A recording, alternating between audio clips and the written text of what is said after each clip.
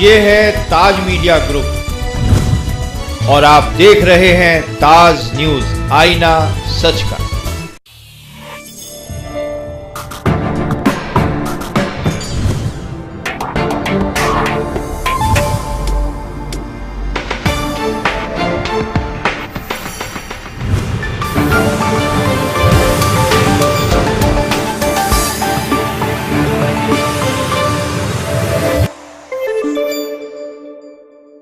नमस्कार, ताज न्यूज के इस बुलेटिन में आप सभी का स्वागत है और आपके साथ मैं हूं श्रोता जसवाल। जानेंगे शहर से जुड़ी तमाम खबरें, लेकिन पहले एक नजर आज की हेडलाइंस पर। बिना लाइसेंस के हो रही थी आइसक्रीम की बिक्री, प्रशासन की टीम ने मारा छापा, होगी कानूनी कार्रवाई।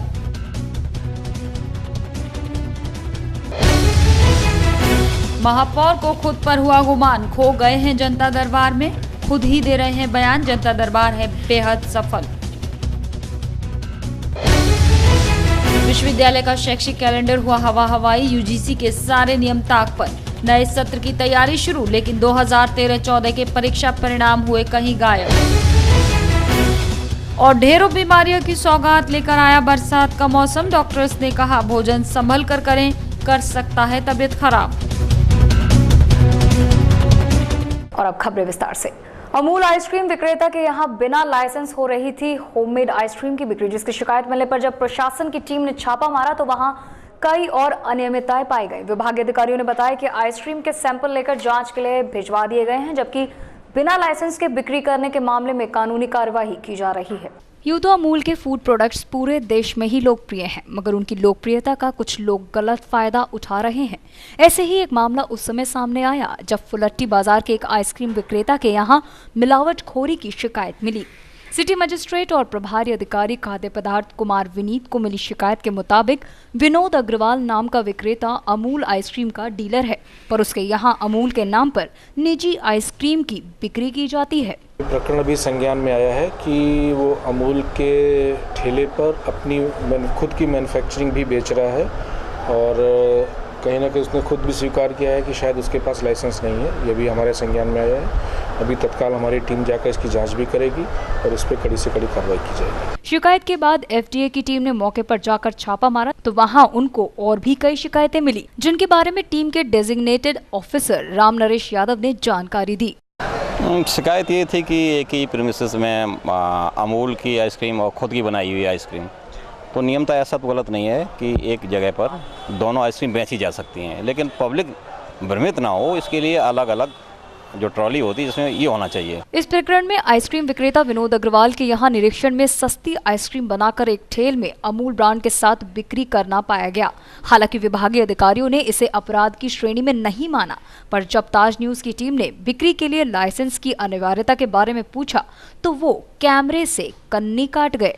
लोहिया गांवों में लगातार मिल रही शिकायतों पर जिलाधिकारी ने दिखाई गंभीरता। प्रशासन द्वारा नियुक्त नोडल अधिकारी जिसकी वास्तविकता जांचने का काम करेंगे।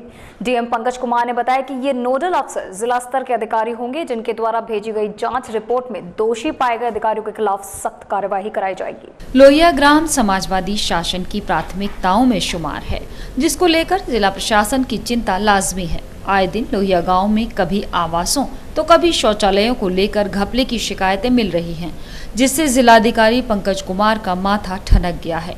यही वजह है कि उन्होंने विकास कार्यों की समीक्षा के लिए नोडल अफसर नियुक्त करने की योजना बनाई है। डीएम ने बताया कि नामित अधिकारी गाँव में जाकर विकास योजनाओं का सत्यापन कर अपनी रिपोर्ट सौंपेंगे। विकास की नई परियोजनाओं के संबंध में आप जानते हैं कि अब चूँकि इलेक्शंस था उसके बाद अब काम ग्रेजुअली शुरू हो रहे हैं। काम बहुत सारे हैं, बहुत सारी योजनाएं क्रियान्वित हो रही हैं, जिसमें मेनली आपके यहाँ बहुत सारी रोड्स बन रही हैं, कुछ पुलों के प्रावधान हैं, हैंडपम्प्स, हर तरह की योजनाएं हैं।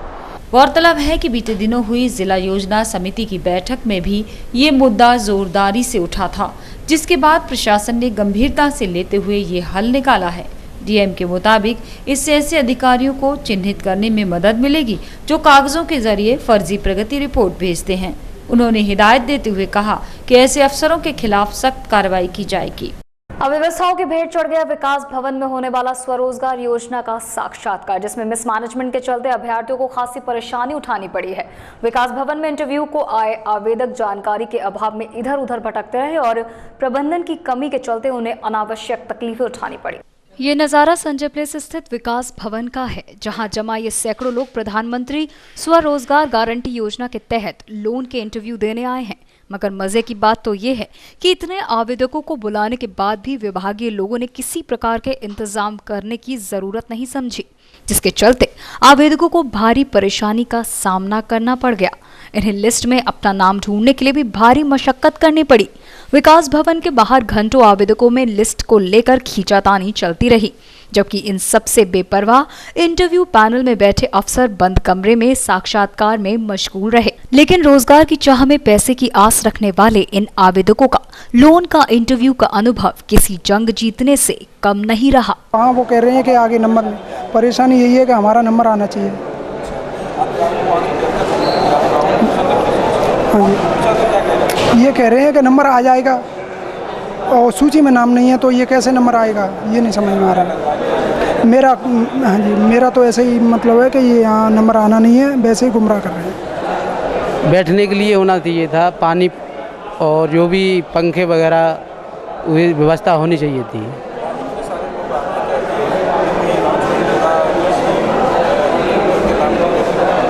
नहीं, ऐसा कुछ नहीं हो रहा है, केवल बोल देते हैं और वह खड़े हैं, न कोई जानकारी है न कुछ है। सीएमओ दफ्तर की मिली भगत से चल रहा है फ्रॉड डॉक्टर का फर्जीवाड़ा, जो विभागीय साठगांठ के चलते इंसानी जिंदगियों से खुलेआम खिलवाड़ कर रहे हैं। मामला कस्बा जरार इलाके का है, जहां के निवासी राजेश कुमार ने यह आरोप लगाया है, जबकि सूचना के अधिकार के तहत मांगी गई जानकारी के बाद स्वास्थ्य विभाग ने आरोपी की डिग्री को नकार दिया है। एक जमाना था जब लोग डॉक्टर को भगवान का दर्जा देते थे, लेकिन तहसील बाह के निवासी राजेश कुमार की बताई कहानी सुनने के बाद तो शायद जमीन पर रहने वाले ऐसे भगवानों पर से लाखों लोगों का विश्वास उठ जाएगा। राजेश ने बताया कि जरार इलाके में जेपी सिसोदिया नाम का फर्जी डॉक्टर मासूम लोगों की जिंदगियों से खिलवाड़ कर रहा है, जिसके प्रमाण के तौर पर उसने स्वास्थ्य विभाग के वो दस्तावेज भी दिखाए जिनमें इस नाम के किसी भी व्यक्ति के डॉक्टर होने और अस्पताल चलाने की बात को सिरे से नकार दिया गया। सर, ये फर्जी डॉक्टर है और उससे पैसा कमा करके लोग बागों को परेशान करता है। मेरी भी बाजू तोड़ दी थी इसी कम से 2013 में जनवरी के महीने में। मैंने धीमे धीमे कार्रवाई कर दी और यह एमपी में इस पर 364 का भी मुकदमा हुई है। वो बेचारा दीन है, मेरे पास सारे कागज रखे हैं। राजेश की माने तो उसकी करतूत में सीएमओ दफ्तर के कुछ लोग भी मिले हुए हैं, जो शिकायत मिलने के बाद भी मामले को रफा दफा करा देते हैं। उनके संरक्षण में ये मुन्ना भाई बेखौफ होकर मासूम लोगों के साथ स्वास्थ्य से खिलवाड़ करते हैं। राजेश की शिकायत पर डीएम ने जांच की बात कही है। जनपद में जितनी भी शिकायतें इस प्रकार की प्राप्त हो रही हैं कि कोई भी फर्जी डॉक्टर हैं या क्वैक्स जिनको आप कहते हैं या झोला छाप डॉक्टर कह रहे हैं, उनकी शिकायतें प्राप्त हो रही हैं, इसके लिए जो गवर्नमेंट के जियो ऑलरेडी स्टैंडिंग है कि सीओ, एसडीएम और जो सीएमओ साहब हैं उनके द्वारा नामित अधिकारी जाके जाँच करते हैं। उसी प्रक्रिया में अब जांच कराई जाएंगी और अगर कोई भी ऐसा पाया जाता है तो उसके विरुद्ध कठोरतम कार्रवाई की जाएगी। मगर राजेश को इस बात का डर है कि पहले की जांचों की तरह ही ये कार्रवाई महज खाना पूर्ति न बनकर रह जाए। उसका कहना है कि प्रशासन अगर स्वास्थ्य विभाग के ऐसे मामलों को संज्ञान में ले तो तमाम मामले और निकल आएंगे, जो दर्जनों झोला छाप डॉक्टर्स को बेनकाब कर देंगे। डूडा द्वारा राज्य निर्माण इकाई से कराए गए काम में हुए गोलमाल की चल रही जांच रिपोर्ट आने के बाद अब आला अधिकारियों ने आरोपी अधिकारियों और कर्मचारियों से सरकारी पैसे की वसूली करने के आदेश जारी किए हैं। ये जांच डूडा द्वारा कराई गई थी, जिसमें ये लोग दोषी पाए गए हैं। डूडा द्वारा कराए गए कार्य हमेशा से ही विवादों में रहे हैं। ऐसा ही एक मामला जगनेर के शिवनगर और ख्वाजा सराय का सामने आया है, जहां डूडा ने राज्य निर्माण इकाई से नाला, खरंजा और सड़क का लाखों रुपए का निर्माण कार्य कराया था, जिसमें किए गए कार्य में मानकों के अनुरूप काम न होने पर इसकी जांच 2013 में शुरू की गई थी, जिसकी रिपोर्ट आने के बाद करीब 6 लाख रुपए के घपले के दोषी पाए गए सभी अधिकारी और कर्मचारियों से सूदा वसूली की कार्यवाही करने के आदेश जारी किए गए थे। डूडा के द्वारा नगरीय क्षेत्र में गरीबी से रेखा के नीचे रहने वाले लोगों के लिए आवास बनाए जाते हैं। उसके तहत कुछ आवास बनाए गए थे, उनमें जो अवस्थापना संबंधी कार्य किए जाते हैं, नाली और खरंजा इत्यादि लगाने का कार्य किया जाता है, उसमें गुणवत्ता की शिकायत आई थी, जिसके क्रम में उसकी जांच तकनीकी समिति से कराई गई है और तकनीकी समिति से जांच करने के उपरांत ये पाया गया कि कार्य कतिपय स्तरों पर अधोमानक है, तो उसकी वसूली के आदेश किए गए हैं, जिसके अंतर्गत 5 लाख रुपए के लगभग 5.5 लाख के आसपास है अमाउंट की वसूली जल निगम के संबंधित अधिकारियों से, उत्तर प्रदेश राज्य के निर्माण निगम के संबंधित अधिकारियों से की जानी है। उसके साथ ही परियोजना निदेशक ने ये भी बताया कि जो अधिकारी कर्मचारी पैसा नहीं देते उनके खिलाफ कार्यवाही करते हुए उन्हें बर्खास्त करते हुए कानूनी कार्यवाही की अमल में लाई जाएगी। क्रम में हमने उनको पत्र लिखा कि धनराशि तत्काल जमा कराने और उनके विरुद्ध कार्रवाई करें। सर वो धनराशि जमा नहीं कराते हैं तो उनकी तरफ क्या कानूनी कार्रवाई? धनराशि जमा नहीं कराते हैं उनका विकल्प थोड़ा है, धनराशि अगर वो नहीं जमा कराएंगे तो उनके खिलाफ निलंबन और विभागीय कार्रवाई। गौरतलब है कि सरकारी निर्माणों में अक्सर घपले के मामले सामने आते रहते हैं, लेकिन कार्यवाही के नाम पर महज खाना पूर्ति कर मामले को दबा दिया जाता है, जिसके चलते इन लोगों के हौसले और भी बुलंद हो जाते हैं। बहरहाल देखना ये होगा कि दोषियों पर कब तक कार्यवाही कर विभाग एक नजीर पेश करता है। लखनऊ में होने वाली बैठक में शामिल होने से पहले नगर आयुक्त ने विभागीय अधिकारियों के साथ बैठक कर किए जा रहे विकास कार्यों की पूरी जानकारी ली। साथ ही सरकार द्वारा चलाई जा रही योजनाओं की भी प्रगति रिपोर्ट जानी, ताकि लखनऊ में होने वाली बैठक में विस्तार से जानकारी दी जा सके। लखनऊ में मुख्य सचिव के यहाँ होने वाली बैठक में शामिल होने से पहले नगर आयुक्त ने सभी विभागीय अधिकारियों के साथ बैठक कर शहर में कार्यों की समीक्षा बैठक की, ताकि कहीं भी कोई कमी न रह जाए। इतना ही नहीं, नगर आयुक्त ने प्रदेश सरकार द्वारा चलाई जा रही योजनाओं पर भी उनकी प्रगति रिपोर्ट देखी, ताकि मुख्य सचिव के यहाँ बैठक के दौरान उन्हें शहर में चल रही योजनाओं की पूरी जानकारी दी जा सके। आज नगर आयुक्त महोदय ने जब नेतृत्व में जो बैठक आयोजित की गई थी उसमें कई बिंदु थे, मिसलाइनिस्ट आए, जिस पर भी आवश्यक विचार विमर्श और निर्देश संबंधित लोगों को दिए गए हैं। जैसे कि उसमें समाजवादी पेंशन योजना, शहर की साफ सफाई को थोड़ा और बेहतर बनाना। अपर आयुक्त ने ये भी बताया कि आने वाले दिनों में ईद उल जुहा और हिंदुओं के कई त्योहार आने को हैं, जिसको देखते हुए ये भी समीक्षा बैठक की गई है, ताकि समय रहते कार्यों को पूरा कर लिया जा सके। आने वाले त्योहारों के लिए जैसे कैलाश मेला है 28 तारीख को और 29-30 में ईद उल फितर का त्यौहार है, उसके मद्देनजर आवश्यक उत्साह सुनिश्चित करने के लिए के द्वारा निर्देश दिए गए। बैठक के दौरान जल संस्थान की जीएम मंजू गुप्ता और जल निगम से आरके सिंह के साथ तमाम अधिकारी वहां मौजूद थे। आगामी 30 जुलाई को कार्यकारिणी सदस्यों का कार्यकाल खत्म हो रहा है, लेकिन अभी तक महापौर ने ना तो कार्यकारिणी की बैठक बुलाई है और ना ही सदन बुलाए जाने पर विचार किया है। महापौर बार बार सदन ना बुलाए जाने का कारण सदन का चलना बता रहे हैं, तो वहीं सदन पर अन्य दलों के पार्षदों पर राजनीति कराने का आरोप भी लगा रहे हैं। विपक्षी दल लगातार सदन न बुलाए जाने का आरोप महापौर पर लगा रहे हैं, तो वहीं महापौर इसे गलत ठहराते हुए उल्टा पार्षदों को ही सदन न बुलाए जाने का आरोप लगा रहे हैं। महापौर इंद्रजीत आर्य का कहना है कि नियम के अनुसार लोकसभा और विधानसभा सदन के चलने के दौरान निगम का सदन नहीं बुलाया जा सकता। इस संदर्भ में शहरी विकास मंत्री के सचिव से भी बात हुई, वो भी अभी सदन ना बुलाए जाने की बात कहते हैं।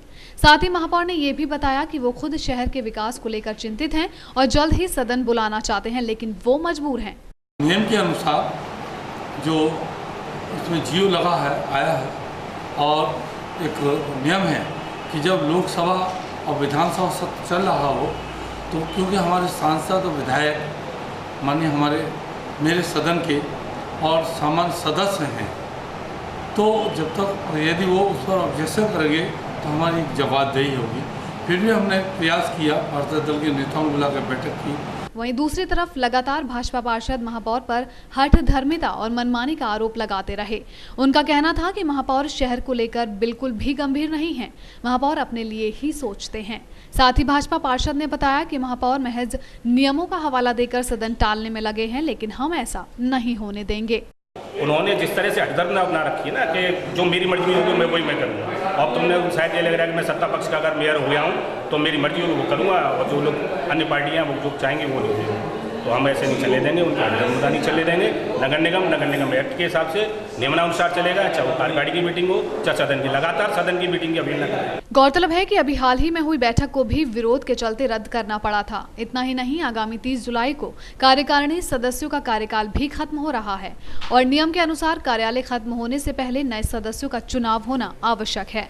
बहरहाल देखना होगा कि नियमों की वकालत करने वाले महापौर इस निर्णय का कितना पालन कर पाते हैं। जानेंगे शहर से जुड़ी तमाम खबरें, लेकिन फिलहाल वक्त है एक छोटे से ब्रेक का। बने रहिए हमारे साथ, देखते रहिए ताज न्यूज।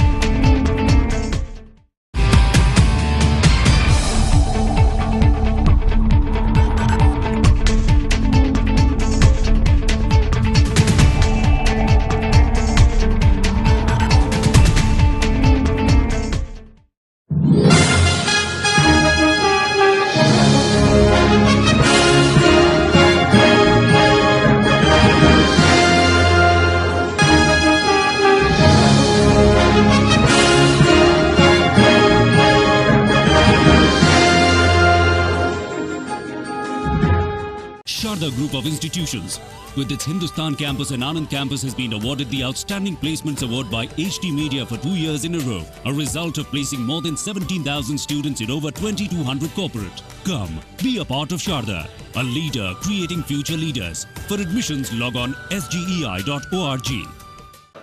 हमारे यहाँ जो कोर्स है वो MBA चल रहा है, PGDM है और पॉलिटेक्निक है। पॉलिटेक्निक में मैकेनिकल, ऑटोमोबाइल ब्रांच है, सिविल ब्रांच है, इलेक्ट्रिकल ब्रांच है।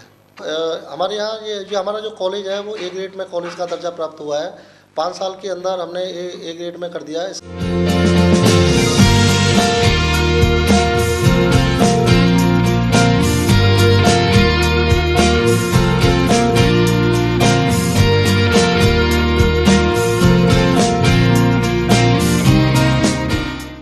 इस कॉलेज का जो मैनेजमेंट है, जो हमें दिया गया है, जो हमें फील्ड दिया गया है, वो पूरी तरह से परफेक्ट है।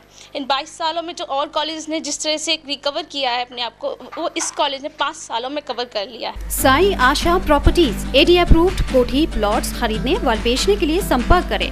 ताज नगरी 2 में एरिया अप्रूव्ड प्लॉट्स के लिए संपर्क करें।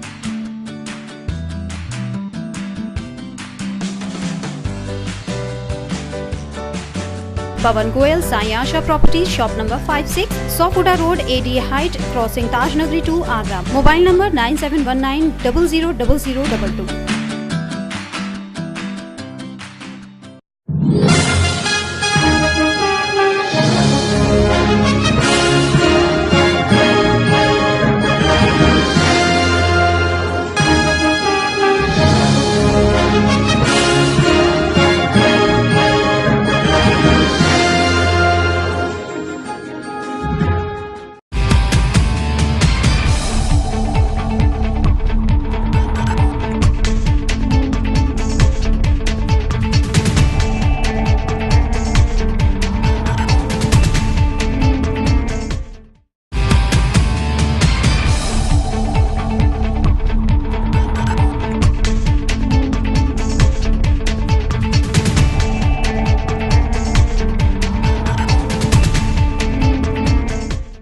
ब्रेक के बाद एक बार फिर से आप सभी का स्वागत है। आप देख रहे हैं ताज न्यूज। चले बढ़ते हैं अपनी अगली खबर की ओर। पिछले सप्ताह नगर निगम में लगाए गए जनता दरबार में आई शिकायतों में से करीब 60% समस्याओं का समाधान होने पर महापौर इस दरबार को सफल मान रहे हैं। साथ ही रह गई समस्याओं को जल्द दूर कराने की बात भी कर रहे हैं, जबकि मुख्य समस्याएं आज भी जस की तस बनी हुई है। विपक्षियों के तमाम विरोधों के बाद भी महापौर इंद्रजीत आर्य द्वारा लगाया गया जनता दरबार कितना सफल रहा, ये तो यहाँ आने वाले ही बेहतर जानते होंगे, लेकिन महापौर इसे पूरी तरह से सफल बता रहे हैं।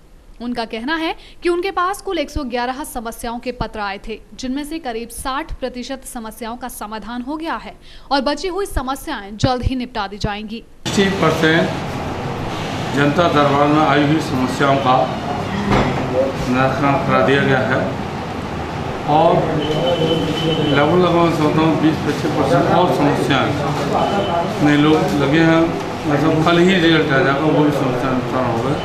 वो निर्माण से संबंधित जैसी समस्या होती हैं जिनका हमको एस्टीमेट बनाना पड़ता है और उसका टेंडरिंग होती है, काम प्रक्रिया को समय लगता है, उसमें समय लगेगा। तो वह भी जो है जब उस प्रक्रिया में आ जाएगा तो वह भी जनता का समय के अंतर्गत निराकरण उसका कर दिया जाएगा। इससे बहुत लाभान्वित हुआ है।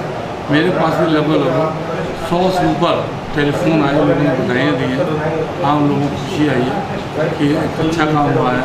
साथ ही महापौर से ताज न्यूज द्वारा विरोधियों के बाबत पूछे गए सवाल पर उनका कहना था कि उन्हें विरोधियों के विरोध से कोई फर्क नहीं पड़ता। इतना ही नहीं, उन्होंने ये भी कहा कि वो जनता के हित के लिए हमेशा तत्पर रहते हैं, वो जनता के सेवक हैं। पिछली बार भी बसपा के 4 पार्षद आए थे, 2 बीजेपी के भी आए थे।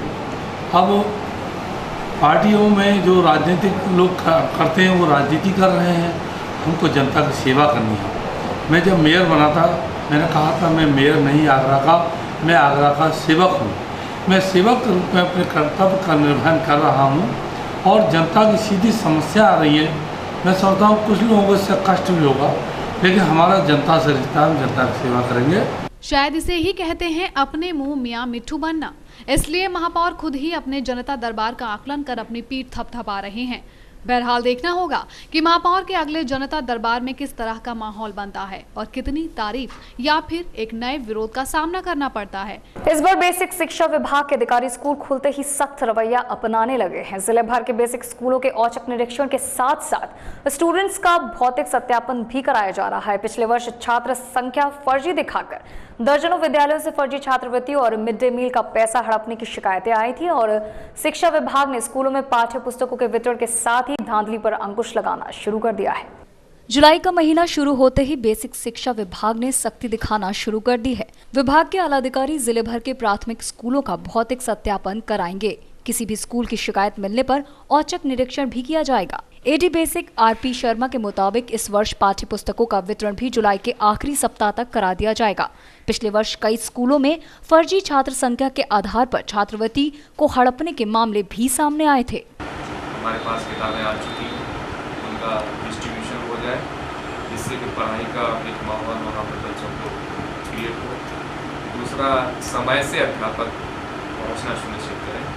तीसरा, ये कि अध्यापक समय से ही ना पहुँचे बल्कि समय से अध्यापन कार्य भी वहाँ करें। इसके लिए हमने अगले सोमवार को एक सभी खंड शिक्षा अधिकारियों की बैठक बुलाई है और उसमें एक निर्देश दिया जाना है कि वो एक रणनीति बनाए, अपने विकास क्षेत्र में सघन दौरे करें और पढ़ाई का एक माहौल क्रिएट करें, जिससे कि स्कूल में जो बच्चे हैं अभी से पढ़ाई के माहौल में बदलें।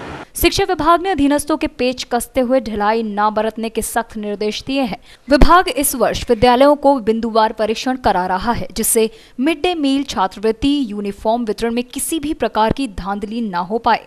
अब देखना यह होगा कि विभागीय अधिकारियों की ये सख्ती बेसिक शिक्षा की दुर्दशा को संभालने में कितनी कारगर साबित हो सकती है।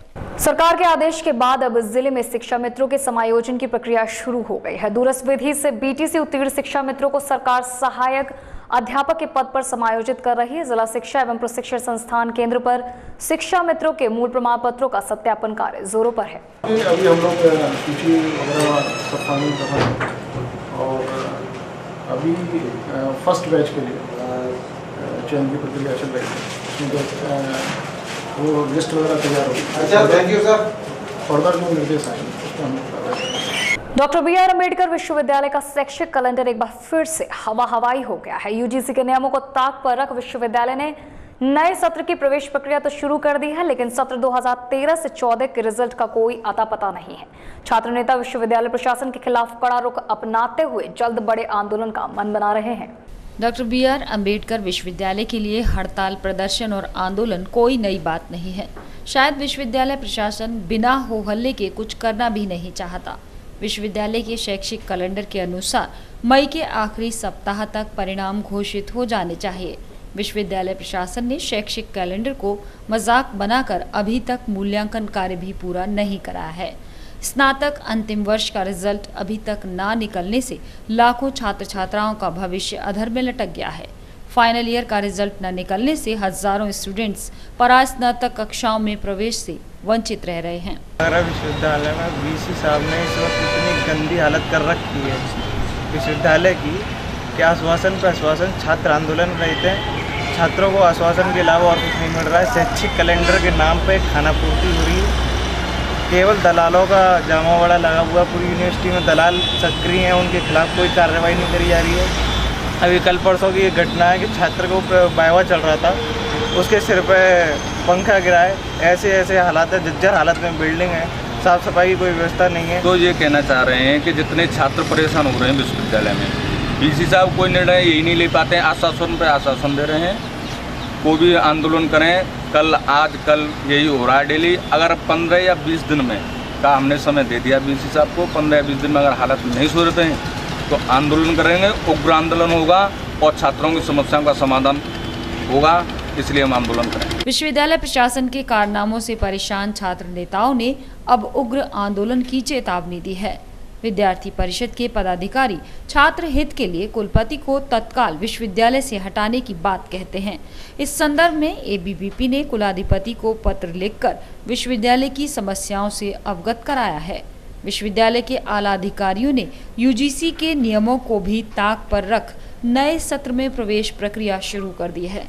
अब देखना ये होगा कि छात्र नेताओं की चेतावनी का असर विश्वविद्यालय के आला अधिकारियों पर कितना पड़ता है। गर्मी के बाद आया बारिश का मौसम राहत के साथ साथ ढेरों बीमारियां भी पैदा कर सकता है। जिला अस्पताल के डॉक्टर्स के मुताबिक इस मौसम में बैक्टीरिया जनित इन्फेक्शन बढ़ने की बेहद संभावना रहती है। बारिश के खुशनुमा मौसम में चिकित्सक खाने पीने के सामान को ज्यादा खराब होने की संभावना जताते हैं, यानी बारिश मतलब मस्ती कम टेंशन ज्यादा। इस सप्ताह हुई झमाझम बारिश ने ताज नगरी वासियों को राहत की सांस दी है। बारिश होने से तापमान में भी गिरावट हुई है। गर्मी से बेहाल आदमी बारिश की मस्ती में झूम रहा है, लेकिन ये बारिश कहीं आपकी सेहत पर भारी न पड़ जाए। जिला अस्पताल के चिकित्सा अधीक्षक बारिश को बीमारियों की बाढ़ बताते हैं। डॉक्टर्स के मुताबिक इस मौसम में बैक्टीरिया जनित बीमारियां बढ़ने की संभावना ज्यादा रहती हैं। मच्छरों का प्रकोप बढ़ने से मलेरिया, डेंगू और टाइफाइड जैसी रोग भी इस मौसम में जोर पकड़ने लगते हैं। मलेरिया है, डेंगू है, फाइलेरिया और इस तरह से मक्खियों से आपके टाइफाइड है, एचिस वगैरह, तो इनसे मक्खी और मच्छर से बचाव रखना बहुत आवश्यक है। घर के आसपास पानी इकट्ठा न होने दें और अच्छा हो अगर मच्छरदानी प्रयोग करें रात को सोते समय। मच्छरदानी नहीं अगर प्रयोग कर सकते हैं तो रिपेलेंट्स वगैरह जो मॉस्किटो की जो कॉयल वगैरह आती हैं इनको भगाने का उपाय जरूर करें। अगर मच्छर नहीं काटेगा और घर में मक्खी नहीं होगी तो आप काफ़ी सुरक्षित रहेंगे। इसके साथ ही साथ पानी और खाद्य पदार्थ भी दूषित होने का डर रहता है, तो कोई भी बासी खाना इत्यादि का सेवन बिल्कुल न किया जाए। इस सीज़न में खाना बहुत जल्दी ख़राब होता है नमी की और गर्मी की वजह से, तो ताज़ा भोजन ही इस्तेमाल करें और खाने को ढक के रखें, मक्खी से पूरी तरह से उसको बचा करके ढक के रखें। डॉक्टर एस सी यादव के मुताबिक बारिश के मौसम में खाद्य पदार्थ भी बहुत जल्द खराब हो जाते हैं। ऐसे में इस मौसम में बीमारियों से बचने के लिए खान पान पर भी ध्यान देना बेहद जरूरी है। अगर आप बाजार की चीजें खाने के शौकीन हैं तो जरा सावधान हो जाइए। बारिश के मौसम में बाजार के खाद्य पदार्थ आपको बीमार बना सकते हैं। इस मौसम में कटे हुए फल खाना बेहद खतरनाक साबित हो सकता है, यानी बारिश की मस्ती में बीमारी खतरा बन सकती है। ग्रामीण इलाकों में व्याप्त जन समस्याओं को लेकर बुधवार को होगी महापंचायत, जिसमें ग्रामीण लोग अपनी रणनीति तैयार करेंगे। प्रशासन से समाधान की गुहार लगाकर थक चुके गांव वालों ने अब ये फैसला किया है। उनकी इस पंचायत को पीस पार्टी ने भी अपना समर्थन दिया है। पार्टी के नेताओं ने बताया कि बुधवार को होने वाली महापंचायत में कई अहम मसलों पर चर्चा होगी। देखिए जी, जो है वहाँ जल भराव है मुल्ला की पाइप प्याऊ पर, और वहाँ स्थिति ये है कि जो है आदमी जो है इतना परेशान है कि इनके बच्चे तक जो है उसमें डूब रहे हैं, और ये काफ़ी समय से चल रहा है। इसको पीस पार्टी लेके आगे आई है, यहाँ इनके सामने जो है समस्या विशेष कर रही है, इसलिए साहब ज्ञापन दिया गया है। और बुधवार के दिन जो है इनकी महापंचायत वहाँ हो रही है, बैठ के उसका समाधान उसमें निकाला जाए। नाम गुम जाएगा वाली कहावत इन दिनों कांग्रेस पर सटीक बैठ रही। आलम यह है कि कांग्रेस के नेता अब कम ही दिखाई दे रहे हैं, तो कई तो अपने ही राहुल बाबा की काबिलियत पर ही सवालिया निशान उठा रहे हैं। तो अब अन्य कांग्रेसी नेता कांग्रेस की कमान तेज तर्रार प्रियंका गांधी को सौंपने की बात कहते नहीं थक रहे हैं। लगातार 10 साल तक केंद्र में सरकार में रहने वाली और सबसे बड़ी राजनीतिक पार्टी के तौर पर पहचान बनाने वाली कांग्रेस आज अपने से ही घिरी नजर आ रही है। इतना ही नहीं, कल तक जो लोग राहुल गांधी का समर्थन कर रहे थे अब वही उनकी खामियां गिनाने में लगे हैं। फिर चाहे वो ए.के. एंटोनी हो या फिर कांग्रेस के दिग्गी राजा, हर कोई अब राहुल की काबिलियत पर सवालिया निशान लगा रहे हैं। आप ही सुनिए कि किस तरह अपने ही अपनों पर सवालिया निशान खड़े कर रहे हैं। 10 साल में आप उसको नेता नहीं बना सके, 10 साल में आप उसको बोलना नहीं सिखा सके, 10 साल में उसकी राजनीतिक सोच नहीं बन पाई। इतना ही नहीं, अब तक प्रियंका गांधी को राजनीति में लाने की दबी आवाज में मांग करने वाले अब खुलकर प्रियंका को अपना नेता बनाने की मांग कर रहे हैं। तो वहीं इसका असर भी दिखाई दे रहा है, जिसके बाद कांग्रेस अब चुप्पी साधे हुए है। कांग्रेस नेता कुछ भी कहने से बचते नजर आ रहे हैं। लगभग 10 साल पीछे होने वाली कांग्रेस पार्टी कब तक खुद को एक बार फिर खड़ा कर पाती है, ये तो आने वाला वक्त ही बताएगा। लेकिन अपने हुए बागियों में अभी और कितने नाम शामिल होने हैं, ये चिंता भी कांग्रेस को सताने लगी है।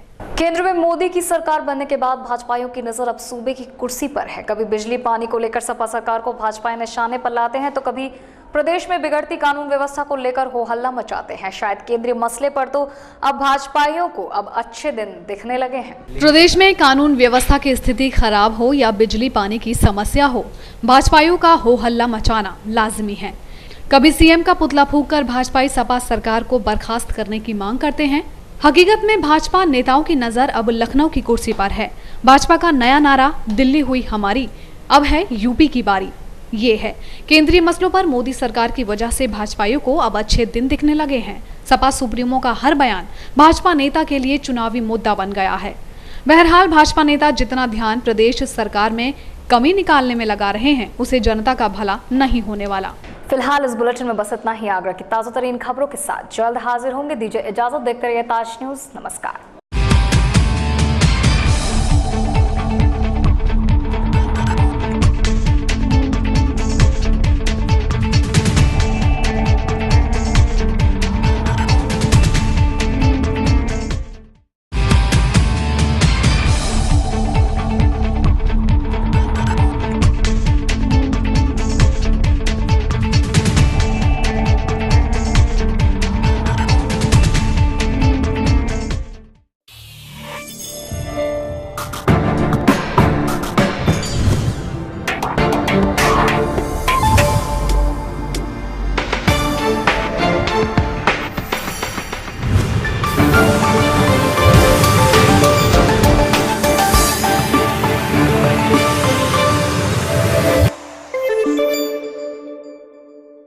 ये है ताज मीडिया ग्रुप और आप देख रहे हैं ताज न्यूज, आईना सच का।